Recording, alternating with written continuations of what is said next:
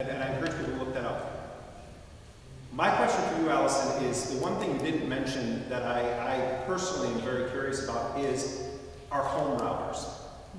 You know, most people have their own internet connection at their house. Maybe you share it with some neighbors. How secure is the average person's internet connection? Can you comment about the naming of your router and what you recommend on that? Because people always think it's funny to name it after their dog, or really dumb, your last name. Same thing with your iPhone. But like, what advice would you give just to the average all of us in how to just protect our family or household internet connection at the source of where we get our internet, the router? That's a great question. Thanks, Jeremy. There are a few things to think about with your home connection. One, I think not so much related to the hardware, but you negotiate all of your internet connections through an internet service provider.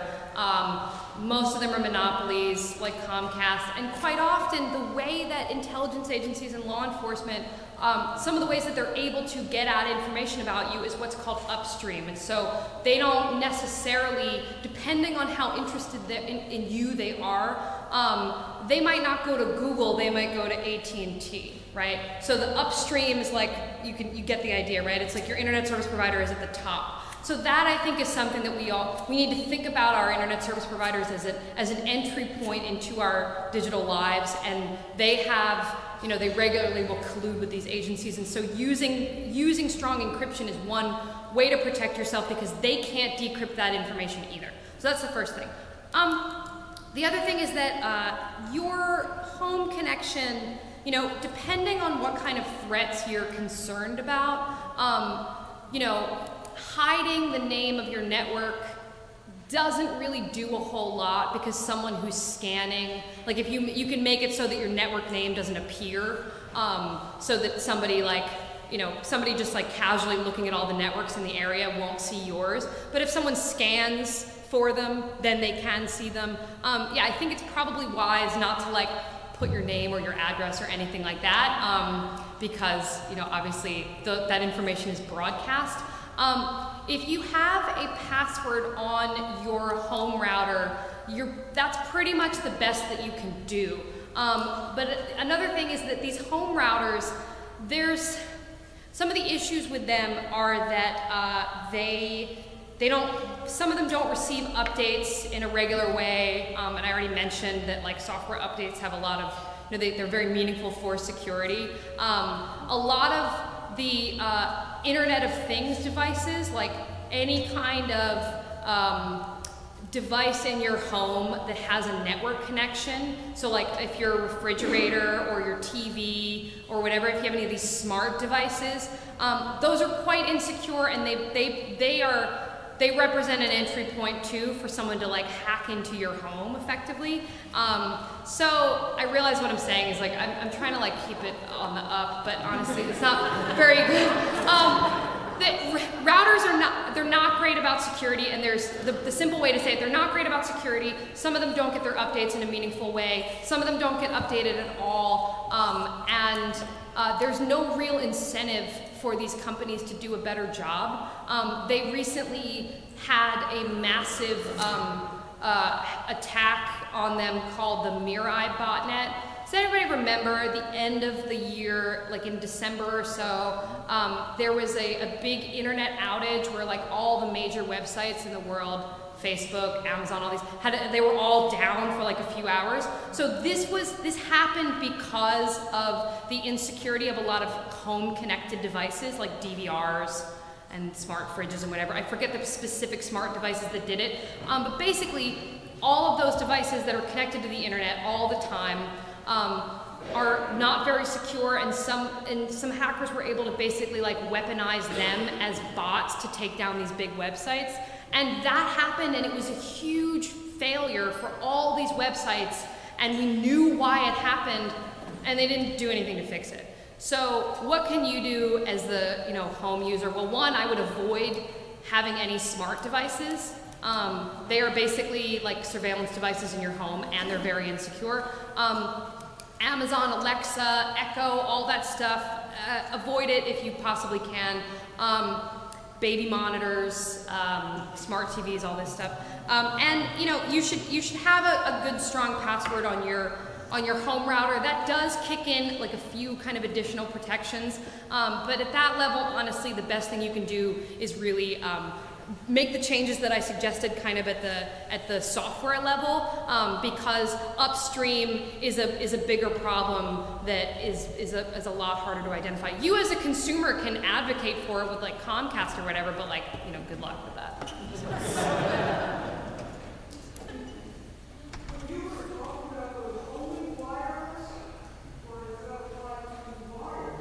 Does it apply to wired internet? Wired internet is a little bit more secure, but you still have the upstream problems that I mentioned. You still have the issues with like Comcast or Verizon or AT&T and all that. Okay, I have a couple questions here. Sure, yeah.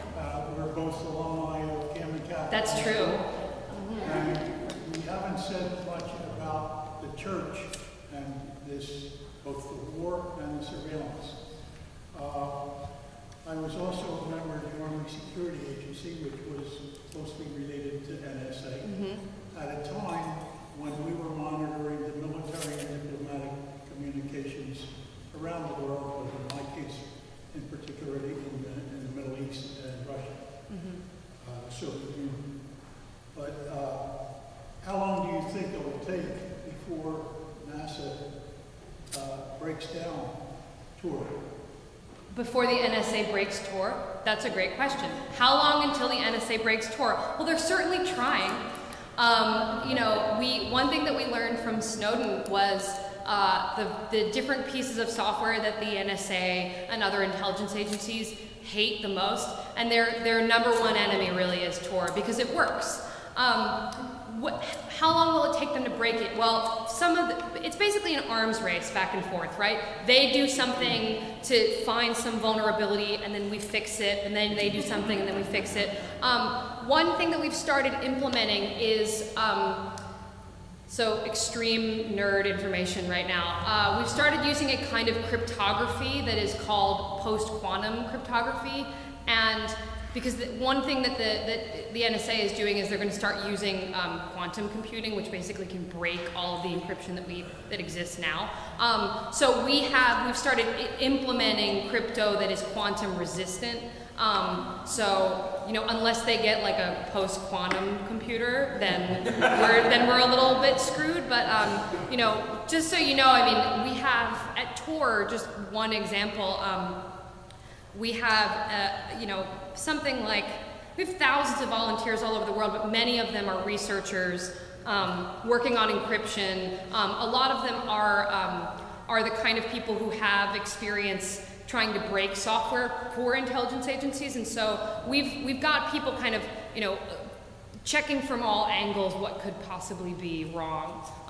Is it secure now? Yes. If you're a target of the NSA, though, you should not use the internet.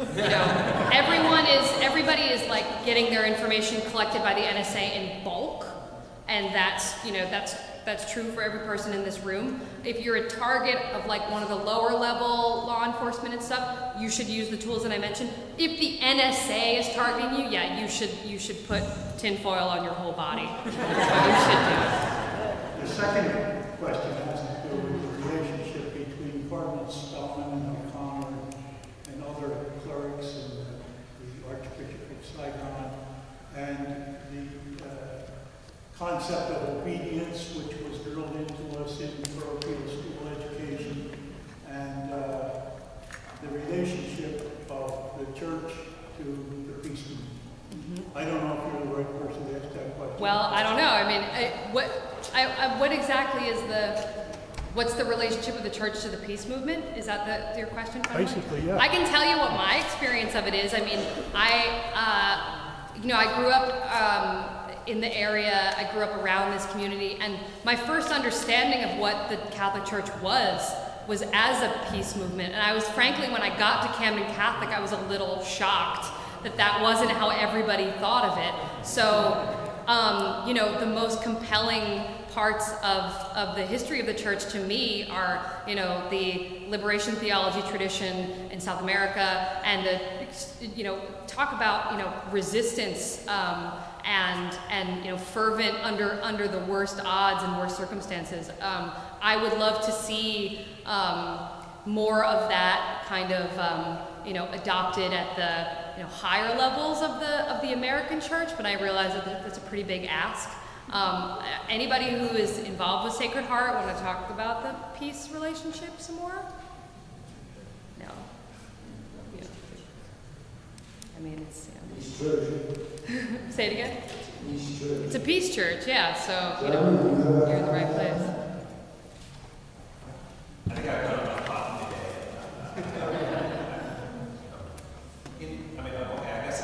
In short, you know, I do think that Pope Francis has made a number of statements that I think have just sent shockwaves through certain aspects of the College of Cardinals or archbishops on neoliberal economics and other issues. You know, he's still, you know, at lunch, someone got up and was talking about women clergy and the rights of women within the church and in broader society. And that remains a horrid stain. And, you know, I think of the Jesuits as kind of the embodiment of big contradictions. On the one hand, some of the most incredible social justice, nonviolent warriors have come out of the Jesuits. And the Jesuits have also been part of some of the most horrid crimes of colonialism in the Western Hemisphere and elsewhere. And I think that, you know, people like the folks who are in this circle represent the best of what the church in North America has to offer. But in times like this, you know, the main core, the way the liberation theology started was with a very simple statement that the bishop signed on to, which was that we have a preferential option for the poor. And that should be adopted as the universal position. And that's not going to happen without people fighting from within the church. So in terms of Cardinal Spellman and others, I mean, these guys are authoritarians within the church. And the church has its own authoritarian structures that need to be dismantled and taken down. And I think people like those who are gathered here and the priests of this parish are on the good side of that, the right side of that. Something else I want to add to that is that I think, you know, as we think of new ways to build really broad coalitions of resistance, I think that, you know, coming from a Christian or even Catholic focus is one way to attract people into the movement that maybe didn't really see a place for themselves. One of the best things that I've seen this week in terms of, you know, an individual act of resistance was the woman at the Tennessee town hall. Did everybody see this? The ACA, the Affordable Care Act, Obamacare town hall. She got up and mounted this really incredible and beautiful defense of basically she was advocating for, she talked about Obamacare and her relationship to it as a Christian, and as a Christian made a case for single payer. It was amazing. She was like, and she's like, and if we're real Christians, we really will defend this, but even more, we have to stop putting all of our energy into defending something that doesn't work, and we should expand Medicaid for everybody. And that, I think, is something that, you know, people in this church, you know, obviously this is a decades-old peace movement here. How can you take that message to people who maybe don't realize that resistance is something for them? You know, they've either only seen, you know, anarchists in the streets, or they've seen like Keith Olbermann wrapped in an American flag on the cover of New York Magazine, and they're like, that doesn't feel like me. Maybe what you will, I mean, think about the thing that changed your mind, right? You know, maybe that's the thing that will change someone's mind.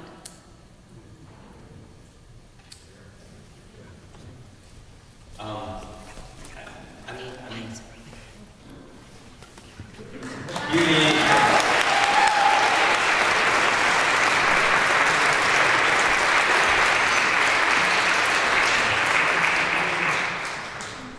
not really sure how to ask this question, so if I can get it out right, I'm Take sure your time. the person can answer it. It's fine. One of the things that I recognize about the necessity of protecting ourselves from these intrusions is also a possible stumbling block and a pitfall for the movement itself. Mm-hmm. Do you see any reason why people like yourself and the volunteers and so on that are working with you across the network shouldn't kind of be the guides and responsible in a way as a role to helping us protect, but that we should just kind of take a step back from obsessing about the necessity of security, because the scale at which we need to activate is one, it has to be very large, and the need is imminent. So we spend a lot of time worrying about whether or not we're being surveilled, which we are we going to get distracted by it? I think that's a great question, and I think that's kind of part of the it's part of the goal, I think, of surveillance, right? It's like if we are so paranoid and afraid of building relationships with each other, or creating movements because we're afraid of what might happen, then we've already lost, right? The adverse, though, I really think, there are a lot of people, I think, who've recognized that, and they say, well, I'm just going to live openly, and everything I do is just going to be out there, and I'm not doing anything wrong, so it doesn't matter. I actually had a call recently with a guy, I won't name him, but he works for a prominent climate justice organization, and he said, I've been doing this for several decades, and I'm just not going to do anything that he called me to tell me that he wasn't going to listen to me. It was a really weird phone call. So to him and to everyone, I would say, the first thing is, I don't want anybody to spend all of their time thinking about this. I want you to spend as little time thinking about it as possible. I want you to take the suggestions that I made and learn them and help teach each other, and I'll help you, and other people in the room who know how to do this will help you. And then I want you to get back to the other work that you need to do. We're trying to make these tools easier all the time so that people don't have to spend hours a day configuring their computers.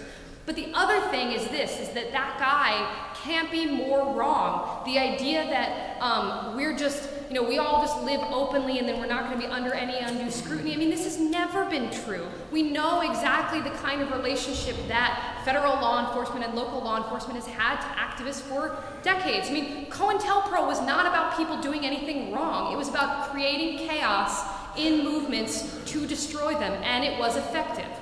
The other thing is that many of us who have some privilege of living openly, we have to think about those people who don't. So if we want to really build a coalition that is inclusive, that represents people who are the most marginalized, the most affected by all of this, we have to make it safe for them to participate. And if you are an immigrant, if you are a Muslim, if you are a black person, if you are any person of color, you are a lot less safe than the white people in this room. And if we say, well, you join our movement and we're just going to put everything out there, those people are not going to join, and I don't blame them. So, thinking about the effect that it has on people who are not like us, I realize I'm not speaking to an entirely homogenous group, but we're a mostly white crowd. Recognizing also that Trump is overseeing a very broad expansion of law enforcement, and my partner, who is a criminal and immigration defense attorney, likes to say that you are just a federal prosecutor's attention away from total ruin. You don't need to be, we do not want to invite the attention of law enforcement into our movements, even if they find out that we are doing nothing wrong. It doesn't matter. Nobody comes out at the end and says, well, I was acquitted. Those 2 years of my life where, everything I did was scrutinized, and I lost money, and I lost my job, and my family was disrupted. That's fine, it's over, I got acquitted. No one says that, So another thing, too, to think about is that because the way that our law enforcement operates, because they are allowed to lie, because they regularly collect information in illegal ways, they regularly take information out of context, and you don't even need to be put on trial for your movement to be destabilized. All they need to do is learn enough about you to try to create some dissension, and that's basically COINTELPRO was. So if we take the few steps that we need to take to protect ourselves and protect our movements, the possibilities of what we can do for resistance is so massive. Can I ask a follow-up? Sure. Just a real quick follow-up. Do those tools effectively disrupt their efforts and our self-knowledge of their efforts, our strength? Do they disrupt like law enforcement efforts? Yeah, to gather absolutely. deep data. Yeah, it absolutely does. It makes it way more expensive for them. It makes it way harder. I mean, they hate Tor because it prevents them from, they had a basically fire hose. I mean, they have a fire hose of data, and anything that gets in the way of that. I mean, remember when the Apple FBI thing was happening and how like James Comey was just, it looked like he was going to burst into tears the whole time. We're going dark. This is terrible. I mean, this is like, they see this as a major existential threat for them. So it makes it way harder for them. It makes it way more expensive for them. It creates a lot of cover traffic, importantly. So even if they are able to break some things here and there, if there's so much of it, that's a much bigger task. I kind of have a rhetorical question. Sure. Another question. Between professionals like you, WikiLeaks, Anonymous, can somebody give us Trump's tax returns? Listen. Yes. I don't have them. I would love to. So here's the thing. So WikiLeaks, or let's just call it by its real name, Julian Assange, because it's mainly just him anymore. He's fundamentally an entirely self-interested person. So, and I think you've already figured this out, right? But it's like he used to do a lot of really good stuff, and now it's like, why is he trying to get Marine Le Pen elected in France? Why did he do all this with Trump? It's not going to come from him, because what he's trying to do now is create he's been in that embassy for so long that he's like, screw it. Who's going to get me out of here? What kind of who can I align myself with? Oh, it's the extreme far right, global fascism. Great, I'm going to get out of the embassy. Then the sad irony is that they probably won't even do it. It's not going to be WikiLeaks. Who will it be? Well, here's the thing. If you give money to the tools that I talked about and help make them stronger, more people will use them, and those are all the kinds of tools that whistleblowers use. And and hackers and people like that. And here are some things that should be encouraging about getting his tax returns. Trump doesn't know the first thing about security. He's still using his old, unsecured personal Android phone to send his vicious tweets. He, doesn't read or think about anything, so he's not, any briefings that he's gotten around security, I doubt that he's taking them very seriously. So honestly, I think it's really probably just a matter of time before some intrepid person goes and hacks his information. And then after that happens, you should donate to whatever legal fund exists for whoever that anonymous person is. So, my second question is this the same program that you provided at Princeton High School? it is not the same program I provide at Princeton High School. So, folks may have heard about, I spoke at Princeton High School and there was like a thing that happened. What happened at Princeton, I was invited to come and speak to the students there, and I was told before the talk by the organizers, they said, kids are coming into the school crying. My talk was the weekend after Trump got elected. They said, everybody's crying. There are a lot of immigrants in this community. Many of these kids, their parents are undocumented. They're freaking out. They need to hear an encouraging message. And I was like, great, okay. They knew my deal. You go to my website and you can see how political I am and everything about what my operation is. So what they didn't tell me was that there is like a vocal minority of Trump supporting students at the school. And I honestly didn't even say anything really. I wasn't like, let's just make this whole thing about Trump. I started in a similar way as I did this by saying, here's what this new administration has inherited. Here's what we've seen in terms of the ways that, marginalized people are getting more attacked online. And I showed some images of folks may remember right after the election, the incidence of racist attacks went way up. So I showed some examples, and a huge group of these kids started laughing. And I was like totally floored, and I like tried to sort of like shut it down a little, and I admit, like, I wasn't great at it, but I was so shocked by what happened. And so anyway, it just kept going. None of the teachers or the principal, nobody did anything. And then I finished my talk, and later the principal apologized for me calling out the students for laughing at racism. So that's what happened. Yes. So if you can like see me on like NJ.com, it's like Alison Macrina had a bad talk at Princeton. Yeah, that's what happened. Yeah. So. But there were a lot of, what was really upsetting, I think, a lot of the kids in that room were objecting to what they saw their classmates doing, and those kids got no mention. I mean, there were two, in particular, there were two young black women who stood up and said, we just want to say that we think what our classmates are doing is not okay, and, you know, some of their friends started cheering for them, and it was like the principal didn't see that happening or didn't care. And that was really, I mean, that to me really solidified like some of the problems that we're seeing. And, you know, we talk a lot now about like normalizing fascism. That was normalization on display with minors. It was one of the scariest things I've ever seen. So, yeah, right to that principle. Your website back up. Oh, sure. I have one question. Yeah, where's the question? What can we do? Let's say I'm an educator and I just like to learn things. You're just overwhelming me, okay? Sorry. So, no, that's okay. I want to start being able to raise awareness.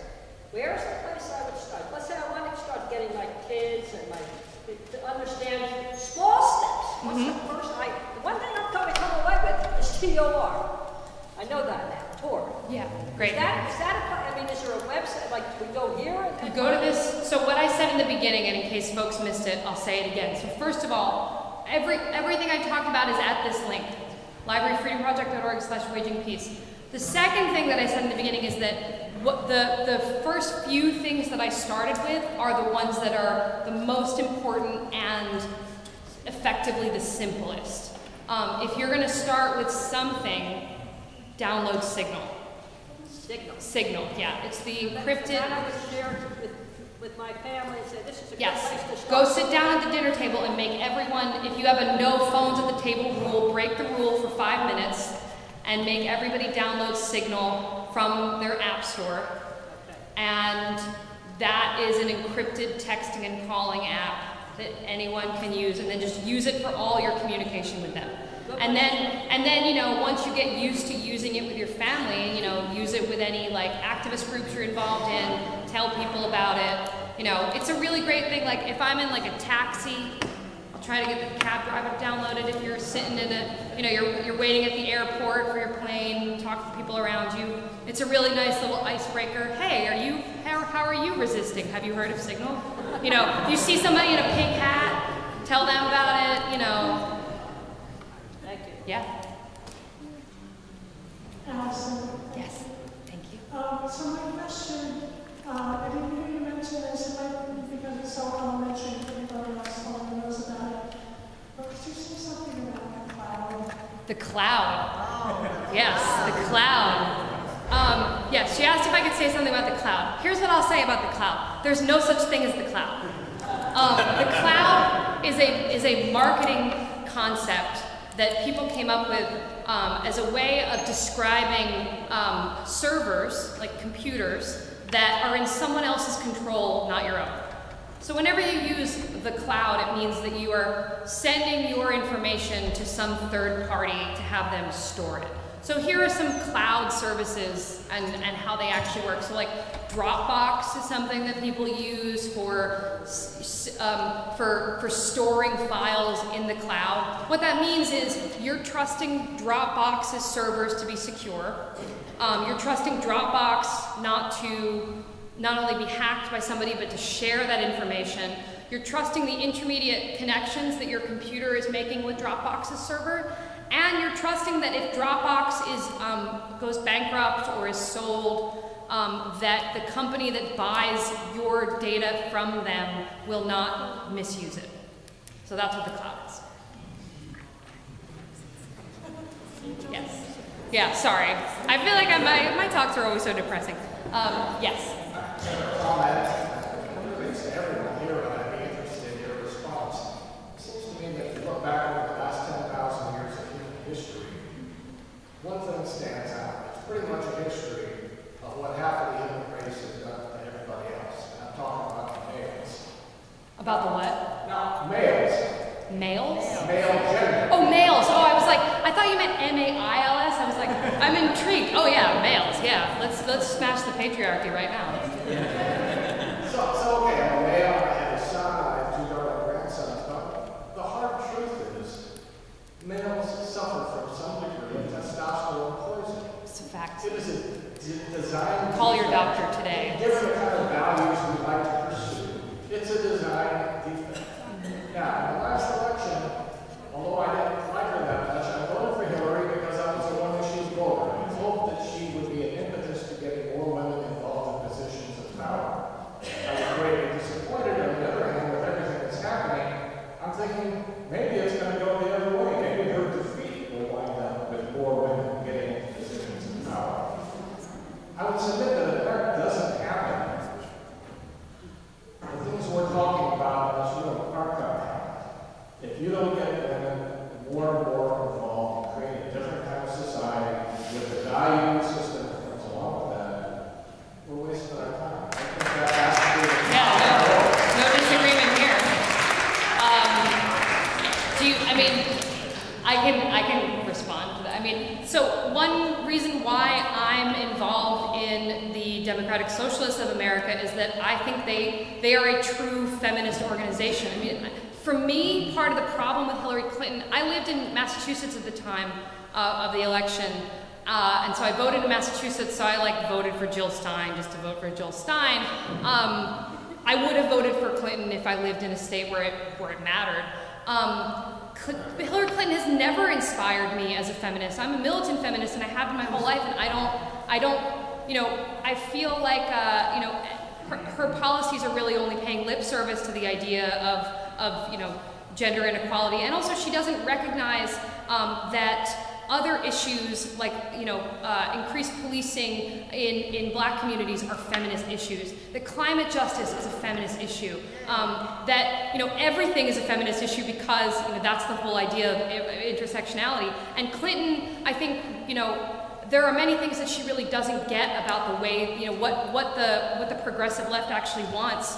And I saw that it was really, as a woman, it was really upsetting to see a woman who doesn't represent any of the things that I care about get up there and then also fail.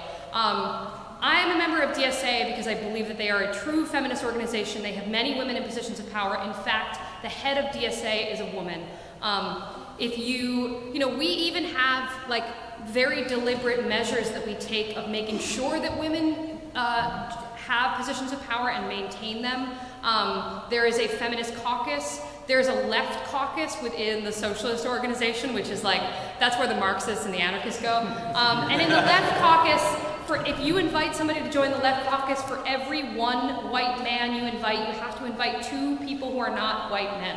So, quotas are a thing, right? It's we don't necessarily, that's not a great way to build a massive movement, but I see DSA as a real, true feminist voice, and they support candidates on feminist issues. In Texas, where I live now, we have to face down things like fetus burials and various reproductive attacks on our reproductive justice.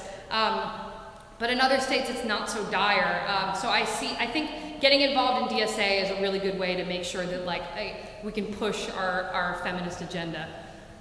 As far as what to tell your kids, your male children in Trump's America, God bless you. I don't know what to say because, it's all the things that we've been all the toxic masculinity that we've been trying to address, it's being a toxic man can get you very far, actually, so why would you want to change that? Hi. I'm mom to a 9-year-old. First of all, he was in tears the day after the election too. So, and we're facing actually backlash from our school because they're trying to say that that's somehow wrong. Anyhow, so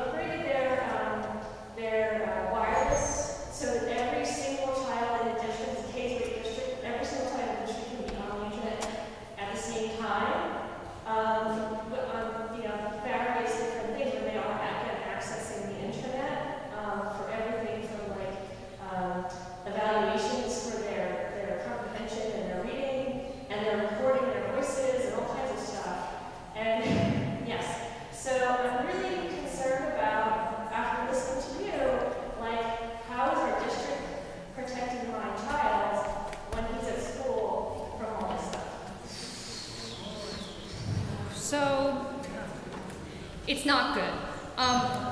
So pretty much, I've been involved with like teaching different like parent activist organizations about this stuff and getting a sense of the kind of software that's being introduced in our schools, and it's pretty bleak. I mean, a lot of them, as you say, are, you know, everything that is like some, you know, introducing some like neat new technology is probably some kind of surveillance technology. You know, the kinds of tools that kids have to like submit their homework, for example, it has geolocation information. It keeps track of what the student clicked on and whether or not she read the different materials and all this.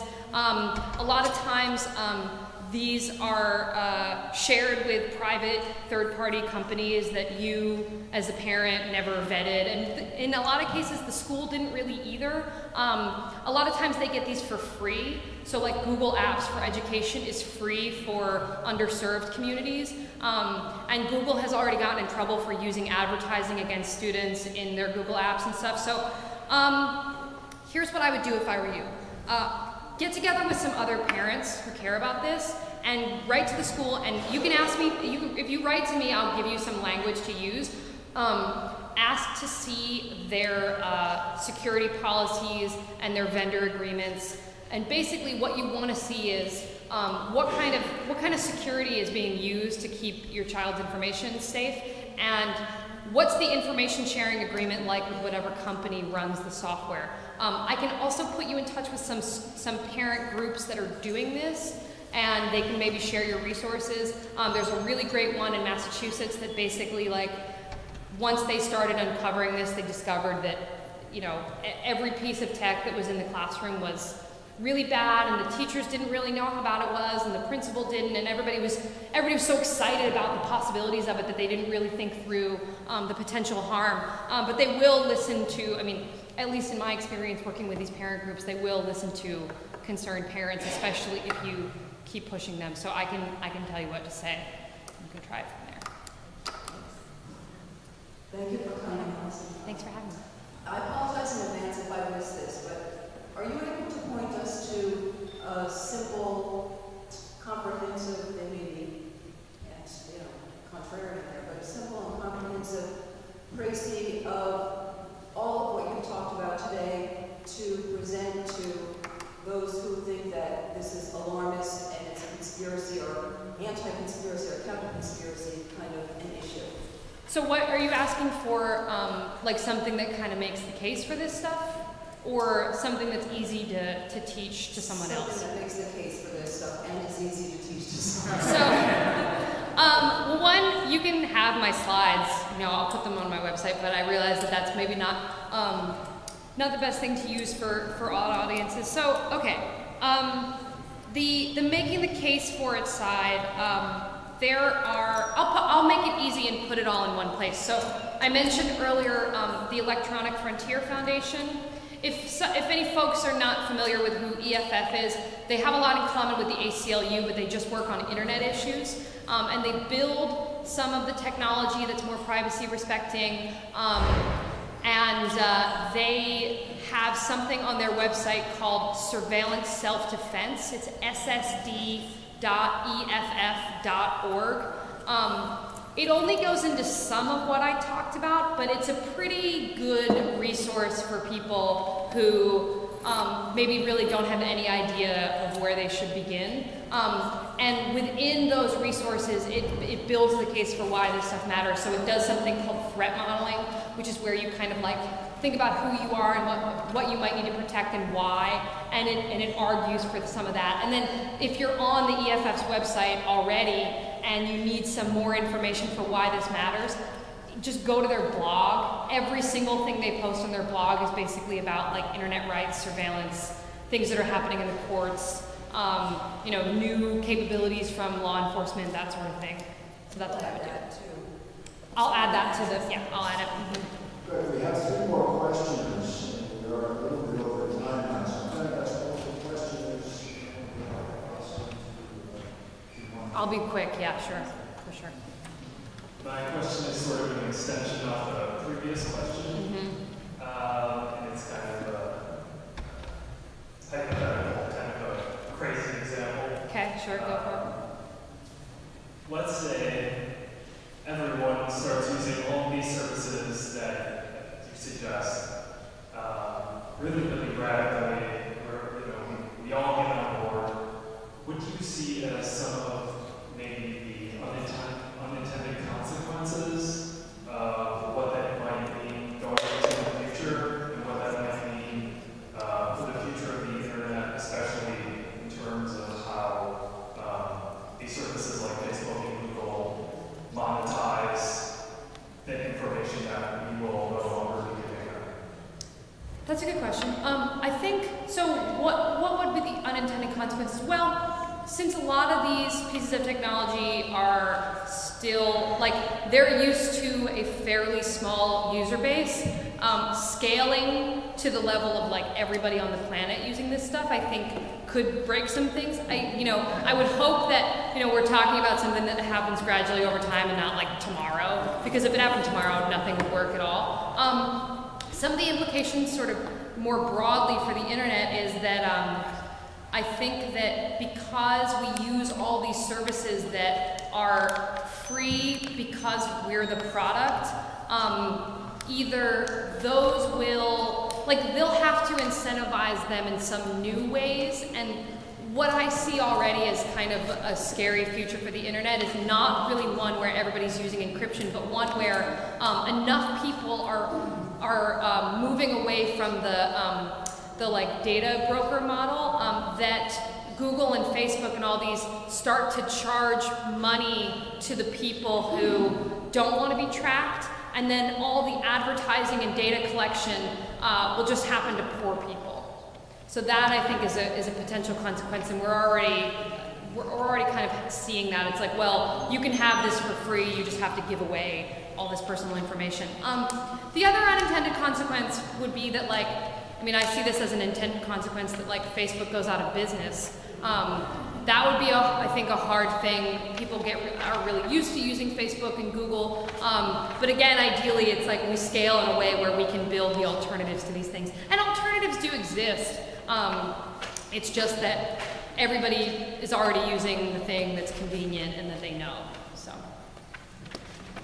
thanks. Hi. This is a practical question, and it's too personal, I really apologize, but it sounds like what you do, activism, is incredibly time-consuming, and so you must do this for a living. I do this for a living. So how does that work? It's time-consuming. Let me just be clear. I don't spend all my time, configuring my computer. I have like a setup that I wouldn't recommend for most people, but it's because I spend a lot of my time like testing things before I recommend them to others. So I do spend a lot more time than I would ever recommend to any of you on futzing with my technology. But I do it so that you don't have to, right? How does it work that I do this activism full time? Well, when I started Library Freedom Project, I was going to different libraries in the area where I was living, and it was going pretty well, and I was like, there might be something here. I'm gonna apply for this grant, and maybe they'll give me like a travel budget. Maybe I'll get like $20,000. That would be great. They gave me $250,000. So I'm one of those paid activists you've heard so much about. Although I don't have any Soros money. But if you see him when you're picking up your check, if you could tell him that I'll take all of his money. They go after Soros because he actually donates to so many important causes, and he's like the only billionaire protectionist that we have. How else does it work? I do too much. That's another thing, so yeah, thank you. Someone told me about a Snowden interview they watched, and on it he said you would never have an iPhone because even when your phone is off, they can activate the camera and microphone. Okay, I don't know I don't know about this Snowden interview. What she said is, Snowden said that he wouldn't have an iPhone because they can activate the camera and microphone when it's off. Okay. I don't know about that. What I do know is that iPhones are much more secure by design than Android phones. There are a few reasons for this. The main thing is that Android phones don't get their security updates in a timely way. And so they get them, but sometimes it's like just too late for most people to be secure, and that means that most Android phones are out of date all the time. The other issue with Android phones is that with iPhone, when you get your software updates, they come directly from Apple. When you get them from your Android, they come from Google, and then they also go through your phone provider. So remember that upstream thing I was talking about? You're trusting two entities there, and given what we know about how AT&T and Verizon and all these phone companies have participated in various NSA programs, I don't really trust them delivering software to me. I just think that's a really sketchy thing. That said, Androids are the most used phones in the world. You know, at the end of the day, mobile phones are really, they're hard to trust completely. One of the issues with mobile phones is that any mobile phone or any mobile device that has a data plan, like a 3G, 4G, LTE data plan, they have a secret operating system like that runs in the background of the phone that's called the baseband. And the baseband is basically like a million lines of code that's not audited. It's run by these weird private companies like Qualcomm. And the baseband basically it has access to anything that goes out over the data network. And so it can see the apps that you've got downloaded on your phone and see the activity, and it can send, it's possible if somebody exploits the baseband that they could send you malware or something like that. So the point at my long-winded question is that phones are not super secure to begin with. Using Signal will really help a lot. Encrypting the phone will really help a lot. But then, you still have a pocket tracking device. So. Okay, thank you.